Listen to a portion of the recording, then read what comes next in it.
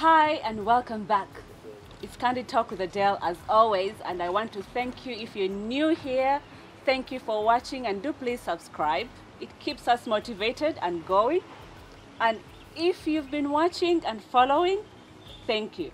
Thank you so much. Tell a friend to tell a friend, and let's build a big community that wants to be accountable, that wants to grow. This channel is all about growth and accountability. I'm seated at the beautiful gardens at Inyomat, in Tinda Chigowa Road. That's where you find them. If you want to contact them, look at your screen. The numbers are there and the location as well. Today, I have beautiful ladies in the house, and we're trying to discuss accountability in our homes, accountability in our married lives. If you are married, this would be of interest to you. Please stay watching. And if you're planning to get married, this is where you need to be. Let's get started.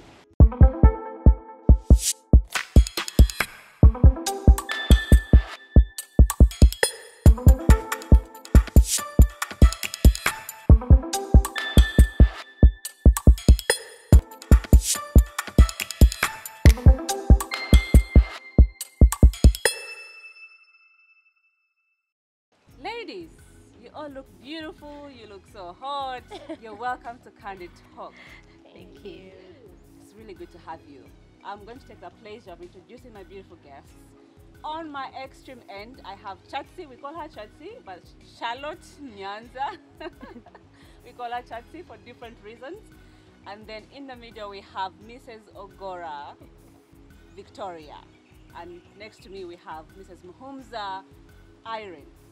Welcome to the show, guys. I'm really happy to have you. Thank Happy you. to be here. Mother of two, mother of two, mother of two. Oh my God, I'm the only one who's mother of one. Jesus Christ, I need to get working, eh? Yes. I need to get working. But you're a mother of boys and a mother of boys. True. And we want to also look at that element, how you raise boys different from the girls, and how do you make sure that the girls also keep accountable, not just trailing behind the boys, because we have to build children who the world will look at and appreciate. Okay, so let's start from the beginning. So we got to give birth. We push them or we do the C-section, and that's okay. For every mother, it's okay. Whichever way you bring a child to life. How do you... Okay, let's just do it like this. How long did it take you, Charlotte, to get back to the groove, having sex with your husband after giving birth? It's different for every person, I think. Depending on what you go through, you could have gone through a C-section or a normal birth, but the experiences are totally different. You may both have gone through a natural birth, but your healing time is different. True. So it takes time. It does take time. And I feel like your partner, you should be able to communicate well. So whenever you are ready, is when you should get back in. There's that pressure that comes. You know, you feel like, I took 4 months. Okay. 4 good months. Yeah. The pressure is he going to wait for that long? How do you keep that spark, Mrs. Ogora? How did you manage to keep that spark? Did you waiting for all that long? I think it's different because me, I'm C-section. Yeah. So I think it's different when it's C-section, right? Because the only thing hindering you is the healing process here. Everything else is working well. Everything else is working well. So let me see, how long did it take me? I think I just waited for the doctor's clearance. Because after 6 weeks, I think, they tell you, actually, the doctor insists. The doctor insists upon it. The doctor insisted upon it. My guy insisted upon it, said you have to. It's about that time. I mean, you're healed. Oh. Yes. Okay. You're healed, everything is good. Family planning, if family planning is intact, yeah. So yeah. Interesting. Mrs. Mhomes, like were she you, said, were you having that sail through? Was it that easy? Now we're beginning to envy you, by the way. So that's okay. It wasn't that easy. Yeah. I could see he wanted before that time. The doctors told us. But he was also scared. Like, how do we go back to the hospital with a ruptured wound? Because I'm a C-section mom. Because we couldn't wait. So that fear. couldn't. Yeah. So the fear kept us going of, you know, it would be so embarrassing to go back to the hospital with a ruptured wound. Like, you know, can't you wait? Can't you be patient with your wife? So that's what helped us. Yeah. Just Because- the look of it. Yes, true. The feeling of embarrassment because you couldn't wait.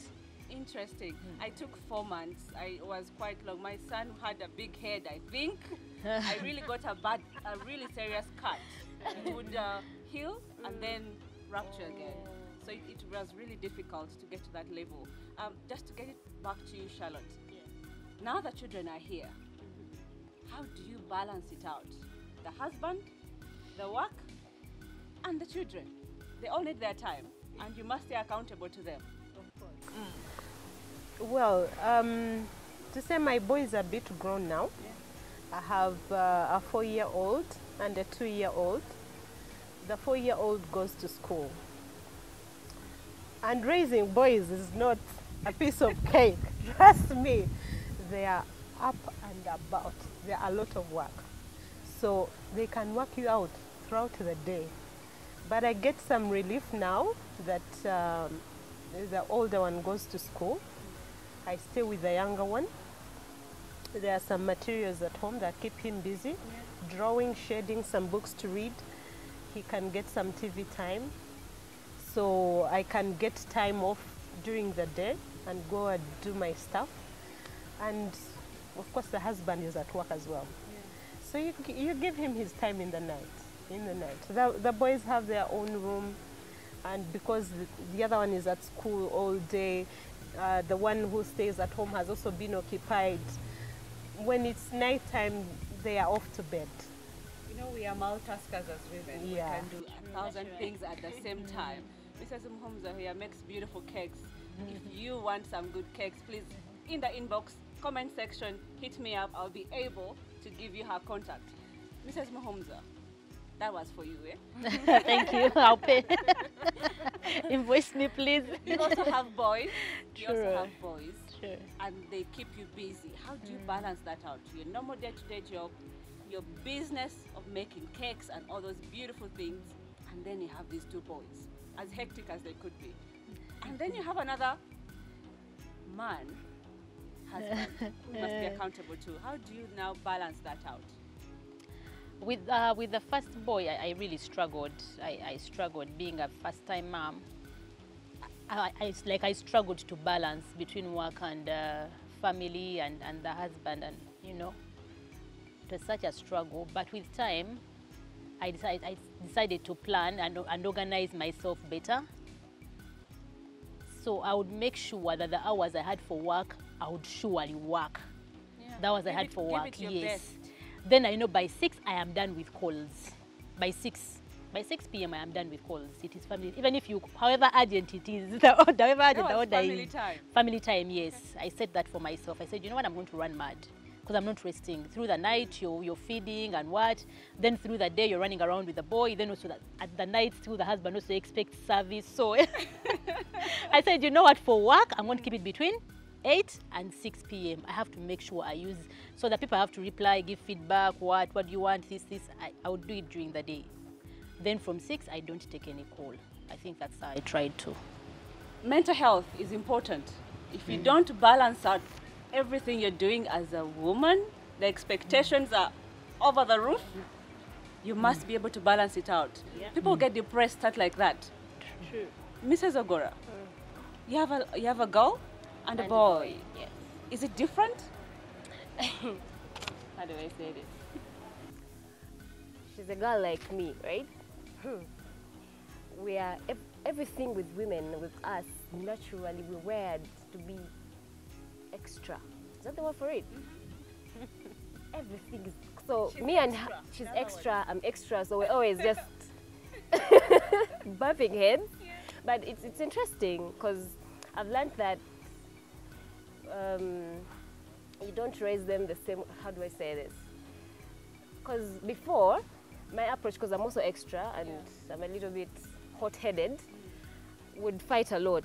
But also I noticed that talking to her helps.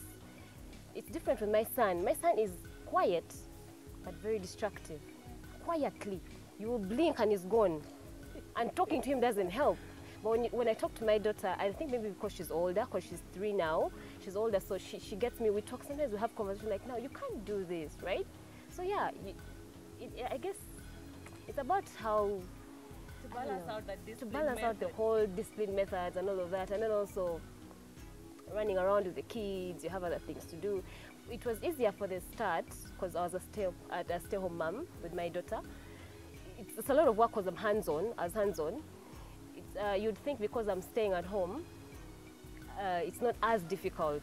It's difficult. Yo, it is work. During COVID time, most of us who stayed home know what actually happened. Yeah. So you have to give it up for the stay-home moms. This is all for you. Well done.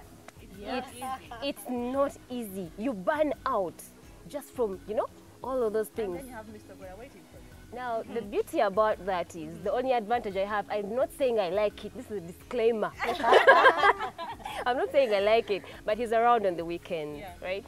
He works up country, so I make sure that during the week, the kids have their time, I give them all the attention they need because the weekend It's not there. is not theirs. The weekend is for me and my husband. And that conversation has taken us to the children, the disciplining. I'll give you an example. My son doesn't listen to me as much as he listens to my husband. I do not know why, but I'll call him. He will first walk away because it's me calling. You're not alone. When the dad says, come here, the boy is there. Charlotte, do you go through something like, how do you discipline your children at the same time manage that relationship of a mother attachment to it? I think I don't know if it's instinct or I don't know what to call it, because I spend most of the time with my kids, but they fear their dad. More than you. Yes, he will say, bedtime. Everyone will go running. I need at least like 20 or 30 minutes to get my kids to bed. Yeah, and the old one is a bit bold. You tell me, Mommy, wait. Hold on, first wait. So I don't know if it's instinct or being a male. They think mommy is lenient because most of the time you're with them. So you're on the playing side, you're smiling. They'll get away with some things. So, maybe I can plead with mommy. She will give me more of TV time, Yeah, but I thought I was a problem. I was saying, what was wrong? Am I a bad mom? Trust me, you're not alone. You're not alone. But disciplining, like the Bible says, spare the rod, spoil the child. There are some things that the kids need to know. This is no good. Of course, there are different methods you can do it. You can talk to the child. You can discipline in different ways. But there are some things that the child needs to know while growing up. That this is a no-no. Yeah, if someone, especially if you're raising a girl, maybe if someone touches you this way, there's some things you need to instill when the child when they're is little, still, you tell them. yeah, when they're still young. So disciplining also comes along those lines. You don't do this. If you need to go to the toilet, you ask. If you just don't go and do anywhere. So I think it's 50-50. You can still play with the kids and but when it comes to disciplining, you have to enforce that. You really have to make sure that the kid picks it up. My daughter, it's not even about the sex of the child. I don't know. Okay, first of all, I don't know if you guys have heard about this because you're mother to boys. Yes. But my daughter and her father, Too close. if he's around, You don't know that you exist. and my son is joining, so I don't understand. It's not even I about need to spend more time with them. me. Yes. Now the thing with my daughter is when it comes to disciplining her is because I spend so much time with her. I think she relates more. I'm her mom, yes, but I think I'm also kind of her friend. However young she is, right? We play, we talk, we have conversations, and so disciplining her gets a little tricky sometimes. Sometimes when it's really bad and you have to draw the line, you spunk a little. I won't even lie. I spank a little. But then I've also realized that you have to balance it out. So now I've also now started talking to her, yeah, because she understands. She understands. So when you actually talk to her, when she wants to, she will get it. But times when she doesn't want to hear, she's in tantrums and she doesn't want to. She doesn't. You're a mother of boys as well? Yeah, And, true. Stubborn ones. Very stubborn. Yes. How do you balance that out? So disciplining to make sure the child knows the way, but also with love. Of course, we play a lot. Sometimes they think it's a joke. When you try to talk to them, they don't listen. I beat. I beat the older boy properly. I beat, but still, he doesn't listen. I keep thinking, and he's so close to that dad. Eh? Yeah. I kept saying, but I'm always beating this boy. Eh? But why does he fear you more than he fears me? Yet I'm tough. Like, I keep wondering. Like, we play and play, but when it's time for, if I tell you something and you don't listen, I'll talk and talk. Then I'll go into action. But even when I go into action, my boy does not work with force. He wants time. He wants you to calm down and talk to him. Sometimes I don't have that time, I swear. Sometimes I don't. I'm not that patient with him, but that's how he operates. If you try to force him to do something, he will not do. Even if you beat, he won't. So you need to calm down as a parent, take time, listen to him. What were you saying? And I have a problem with that. I don't have that patience. So sometimes Brand does that. Yeah. He does the disciplining bit because I don't have the patience. When you're in the wrong, you're in the wrong. So I have a challenge maybe there. I can't say I'm doing a good job there. I don't have the patience to. The mother who's struggling out there, what's that one tip you'd give them in discipline? And I'm inclusive of those mothers. Patience. Patience is one of those things. Sometimes kids need time to grow out of certain things. Yeah. So you need to be a bit patient because at the end of the day, you're not going to drive yourself crazy. Like she said, you're going to beat, they're not listening. You're going to sit them down, they're not understanding. Sometimes you give it time. Yeah, so I think patience would be one of those things I would advise a mother to do. Interesting. Okay, as we conclude this episode, the other area where as mothers we have to be accountable, family planning. Family planning. It's also not good to have following each other because then you're going to get overworked. At the same time, there's the resources available. That spacing allows you time to breathe as a mother. What are your views around family planning, Irene? Obviously, I don't like surprises. Like what I went through with my first boy, raising and what. The whole expecting time has its own challenges, but raising a child, you need your whole head together, your whole self together. So I didn't even want to think of bringing someone else when I'm not yet. This one is already. So we went for family planning right away. Yes, and I was using IUD.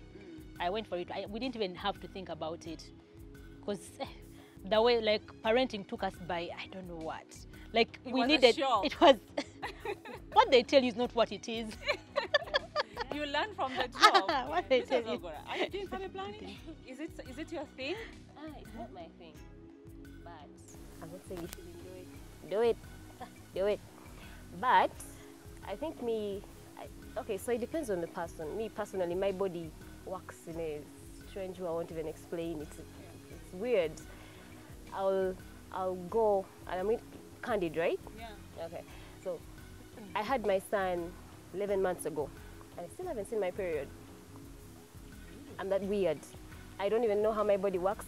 Now with my daughter, I didn't do anything, family planning, because I think maybe breastfeeding full time really, really works. I don't know if it works for everyone, but it works for me. We are going to put you in a lucky corner there. Yes, put me in a lucky corner. Thank you very much. Everything about you is getting. Because immediately I stopped breastfeeding my first baby. 2 months in, I got pregnant again. I stopped breastfeeding at about 1 year and 7 months. 2 months later, I was pregnant with my son. So the breastfeeding that really could have worked on that. Yes, it really, really worked but for it me. doesn't work for most people. No, that's what I'm saying. Don't take my advice. Go do family planning. Please do whatever works for you. Yeah. I don't know, because you don't want to have kids 3 months after. Yes. So people, that's what I'm saying. People are different. You can't. It's not easy. It's not. Charlotte, what's your take on this? How do you stay accountable? Because you must raise this other first boy Yes. very well and be accountable to him. I think as ladies, we need to know our bodies very well. Like she said, 11 months? Yep. It doesn't even take me 2 months. Still bowling. Seriously. So there is no I'm risking that. We are different. Very. And I exclusively breastfed my first boy for over a year. It didn't take me 2 months. Exclusively breastfeeding. So we need to know our bodies and go with what works best. Because surprises are also not good. You don't want, you don't want to be expecting 3 months with a baby.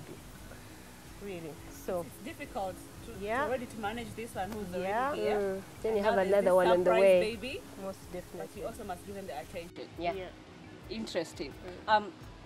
You'll forgive us for this episode. We are really doing a jack of all trades, but I'm trying to give you elements of how, as a mother, you can juggle so many things and achieve the same objective that you want to achieve as a mom.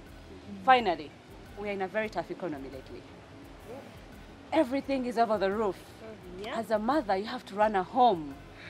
We've talked about our husbands, talked about the children, and the things that are involved. How do you keep your home accountable in how you spend? Just those tips, we'll just make it so fast. The tips, how to spend and also keep your home running and living the same lifestyle. We'll start with you, Mrs. Ogora. This is a tip every mother wants out there because we are in tough times and we need to toughen up as well. It's a really, really, really tricky one, right? Because things are going up. The money, the value of our money is just Very low. It's very low. So somehow you find, you're shooting up and all of that. But me personally, when it comes to especially my kitchen, right? We've devised means of making delicious meals, which are not expensive, right? You get substitutes. Because me personally, how I grew up, the idea of a delicious meal, if there's no meat, How interesting. yo. So I struggle with it because my husband is not exactly a guy who wants to eat meat on a daily basis, right? So I had to balance it out whereby I try to make beans more delicious, peas more delicious, So I've devised means of making meals which are not expensive, but are still delicious, right? That's one. And also, which other areas we spend so much money in? Children, diapers, wipes, You devise means, you find means of making it less. Now, for example, for the boy, he doesn't really need to spend a whole day in diapers, right? So you buy enough shorts and trousers and whatnot, so you keep switching them out so that he wears diapers only at the night because it's also healthier for him. So yeah, you find ways of balancing it out in a way that it's not too expensive, right? Yeah, it's really... What's that tip you're giving a mother out there running a home with children? They're expecting the same thing the same quality because they are used the to same that. lifestyle. How do you manage that budget-wise, but also stay positive in this economy? First of all, I am in charge of all the purchases of the house. I must be the one to buy everything in the house because my husband is a generous spender. But me, I know where to get cheap things from. Yeah. When I send him for things, he always buys in excess. He always buys things we don't even need. So I do all the purchase. He only buys when I've forgotten, when there's something I've forgotten to. So because I do all the purchases, I'm able to control, to know how much, what budget we fall in, like in a month. So I think that's one. Then also, much as the economy is not well and we are a family that likes to take holidays. So when we plan for a holiday, we shall say, like, you know what, maybe our salaries have not increased or business-wise things are not working well, but we still want to go on holiday. So we'll decide and cut out things like eating out. Yeah. Like for the whole of last year, we cut out eating out for the whole, just that COVID came and we were not able to travel to have the holiday, but like we have to forego something to be able. You have to sacrifice. You have to sacrifice something, if you want yes. to survive. Yes. So we look and say, you know what, we can prepare good meals at home. For this whole year, no eating out. So basically that's it. I am in charge of all the purchases. Charlotte, how are you keeping it together? Tough times.